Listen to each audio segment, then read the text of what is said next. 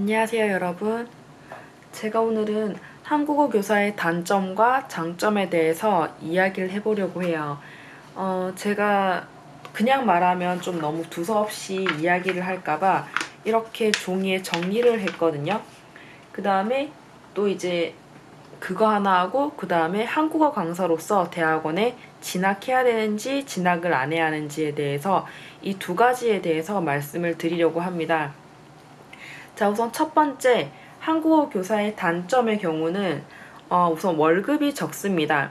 최소 이제 8시간을 가지거나 아니면 14시간, 아니 20시간, 최대 많게는 32시간을 받기도 해요. 실제로 저도 32시간을 받아본 적이 있고, 참고로 이제 서울 같은 경우나 아니면 큰 도시의 경우는 저희는 시급으로 받기 때문에 3만 원에서 3만 5천 원까지 가는 걸 봤고요. 그리고 조금 좀 작은 도시인 경우는 3만 원 선입니다. 그 다음에 오히려 시골 같은 경우는 많이 주기도 하더라고요. 듣기로 뭐 고령 같은 곳은 뭐 시급이 4만 원 정도 된다고 들었어요. 왜 시골인데 더 많이 주냐라는 의문이 생기실 것 같은데, 오히려 시골일수록 사람들이 많이 가기를 꺼려할 수도 있거든요. 그 다음에 그리고 월급이 적기는 한데 또 일을 오래 하시는 분들을 보면 한국어일 뿐 아니라 또 이제 토픽 채점자로도 활동을 하시기 때문에, 제가 듣기로 토픽 채점을 하면 한 100장 정도를 받는데요. 학습자들이 직접 토픽 시험을 쓰기 채점을 받고 100장 정도를 일주일 안으로 채점을 하면 100만 원 정도 돈을 준다고 하더라고요. 그래서 또 이제 경력이 오래 쌓이신 분들은 또 한국어 교사에 관련된 여러 가지 스펙을 쌓으셔서 돈을 더 버시는 경우도 종종 있습니다. 그 다음에 또 단점 두 번째는, 전 여자들에게는 이 직업을 하지만 남자들에게는 조금 비추천이에요. 실제로 제 친구 같은 경우도 이런 부분에 좀 한계를 느껴서 석사를 하다가 중간에 그만둔 친구도 있고요. 하지만 또 남자분인데 저희 일을 하려는 분들은 학사에서 멈추실 거면 비추천합니다. 남자분이시라면 웬만하면 박사까지 가시는 걸 추천해요. 왜냐면 이 분야에 남자가 많이 없는 만큼 또 남자 선생님이 오시면 또 교수님들 눈에 더 드는 경우도 있기도 하거든요. 이건 또 케바케지만 어쨌든 남자분이시라면 좀 더 학력을 높이시는 걸 추천드립니다. 그 다음에 세 번째, 그리고 승진제가 아니기 때문에 10년이 지나도 뭐 20년이 지나도 제자리일 수 있습니다. 근데 하지만 제가 봤을 때 제자리인 만큼 일이 그렇게 고되고 이런 것도 똑같아요.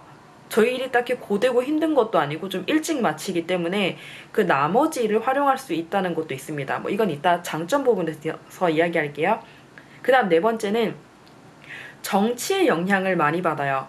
예를 들어 한 5년 전에는 한국에 중국인들이 정말 많이 왔었거든요. 근데 사드의 영향으로 중국인들이 줄어들고, 그리고 한국 기업도 중국에서 많이 빠져나가서 베트남 기업으로 많이 갔잖아요. 그래서 그때 베트남 학생들이 또 한국으로 많이 유입이 되고, 그럼 이제 지금은 중국 학생이 줄고 베트남 학생이 많아지고, 그리고 이런 코로나 같은 영향도 직격타로 받아요. 제가 작년에는 시술을 정말 많이 받은 반면에 올해 같은 경우는 코로나라서 학생 수가 거의 반토막이 났기 때문에 시수도 굉장히 적게 받고 있습니다. 제가 박사 논문을 쓰기 때문에 제가 또 원한 부분도 있긴 하지만요. 그 다음 4번. 좀 시급에 비해서 좀 고학력을 요구하긴 합니다. 하지만 이 부분은 어쩔 수 없는 부분이기도 해요. 그 다음 장점 부분 이야기해 볼게요. 장점은 개인주의적인 사람들이 일하면 좋습니다. 뭐 집단을 좋아하시는 분보다 난 좀 개인주의야. 혼자 있는 거 즐겨. 그리고 다른 사람하고 같이 이런 팀으로 하는 거는 별로 좋아하지 않아. 이런 분들은 굉장히 좋아요. 뭐 학교마다 다르겠지만 보통 왜 선생님들도 그렇잖아요. 자기 수업을 터치받지 않는 것처럼 일만 하고 가면 되고 자기 수업에 대한 큰 터치는 없습니다.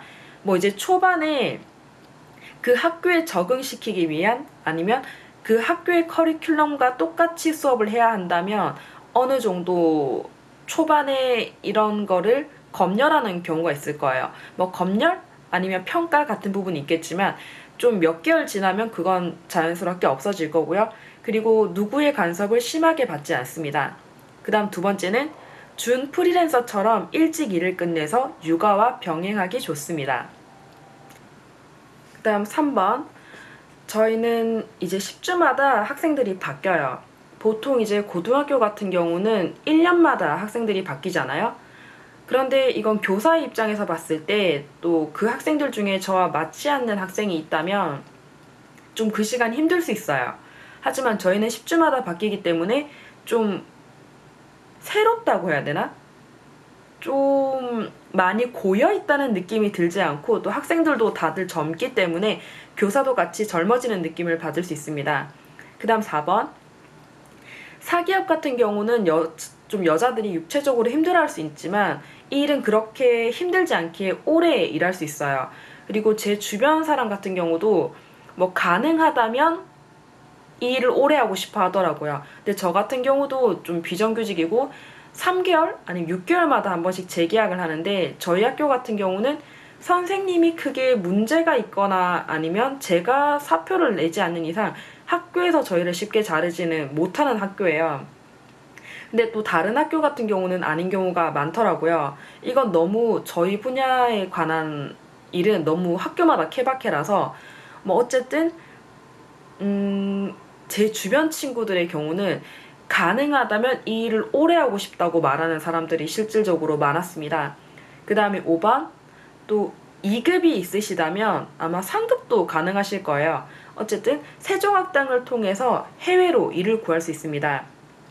보통 본인이 해외를 좋아하신다면 해외에서 여행도 하고 관련 분야 일을 하면서 돈도 버시고 싶은 분들에게 추천합니다. 또 영어를 할 줄 안다면 영어권 나라로 갈 수 있겠죠? 그런데 일반 동남아 같은 경우는 쉽게 갈 수 있겠지만 또 이런 영어권 나라는 좀 더 많은 조건을 조금 요구할 수 있을 것 같아요. 그 다음 마지막 6번. 저희 분야 일은 좀 일찍 마쳐요. 하루에 4시간을 하기 때문에 4시간을 하고 나면 보통 1시나 1시 반에서 일이 끝납니다. 이런 장점과 단점들이 있습니다. 또 이거는 저희 지극히 주관적인 생각이기 때문에 또 다른 선생님들은 어떻게 생각하실지 모르겠어요. 그리고 대학원에 관해서는 이 영상에 담지 않고 그 다음 영상에 담아보도록 하겠습니다.